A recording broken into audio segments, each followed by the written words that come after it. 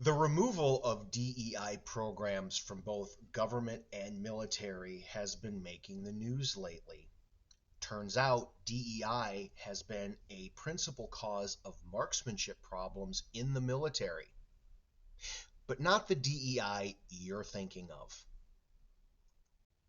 Marksmanship failures due to DEI are from declining standards, an entry-level endpoint, and incompetent instruction.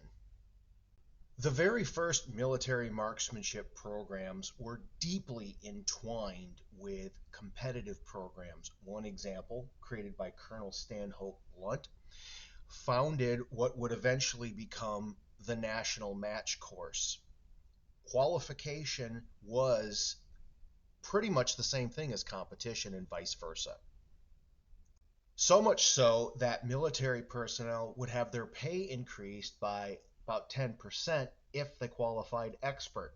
But this meant shooting at an expert level in competition, not the very lame qualification standard that most of you are used to. As competitive shooters improved, they added additional stratifications such as master and high master. They also made their targets smaller or courses of fire more difficult because the competitive shooters kept getting better. Meanwhile, in the Marine Corps around World War II and ever since, every change to the standard, including the targetry and course of fire, made the challenge easier over time.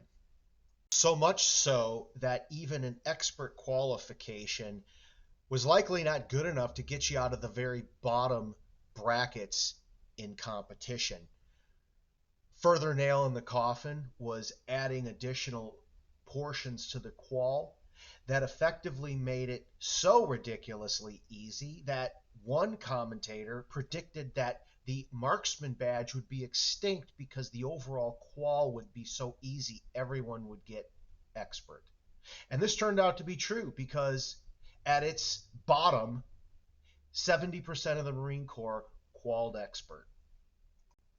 No surprise, but the Army did even worse. Train fire, as originally envisioned, was supposed to push practical field style shooting.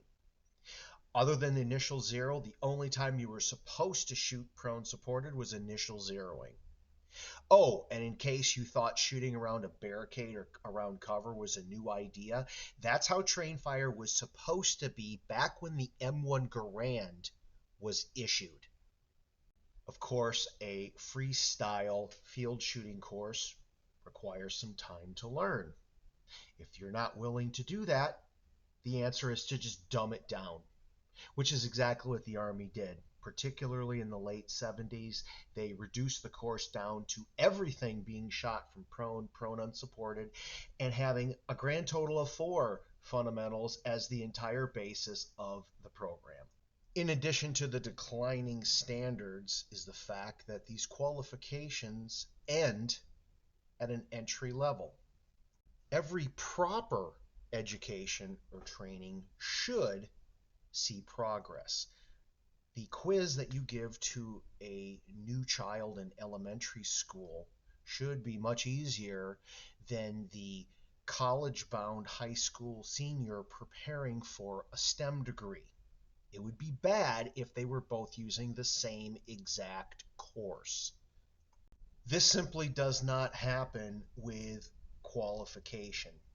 The basic qualification you take as a new recruit is the same course you take as support personnel, which is the same for reserve, which is the same for active component, which is the same for combat arms. Everyone is shooting the same standard.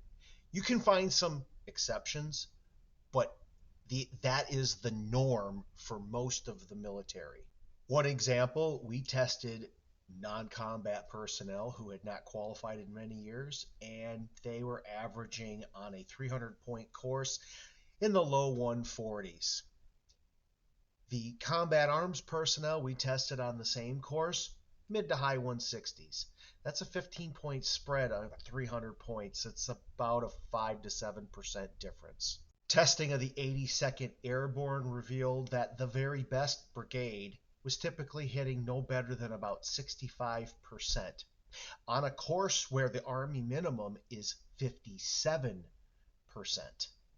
And for a third example, Force Science Institute found in testing personnel considered fully trained and qualified only shot about 10% better than test subjects who had never previously fired a firearm before in their life. Qualification doesn't get you better than an entry-level novice.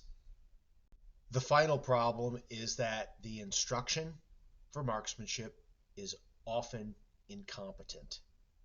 A report from the Maneuver Center of Excellence entitled Lack of Institutional Training for Leaders on How to Instruct Marksmanship, it was noted there is no current training available within the institutional base that instructs leaders specifically on how to instruct marksmanship. No formal instruction exists today that develops all leaders on how to adequately teach marksmanship skills, firing, or engagement techniques and methods. A report by Army Research Institute studying drill sergeants found that, quote, a common theme identified was that many drill sergeants misunderstood parts of rifle marksmanship training doctrine and or inconsistently applied training techniques and procedures.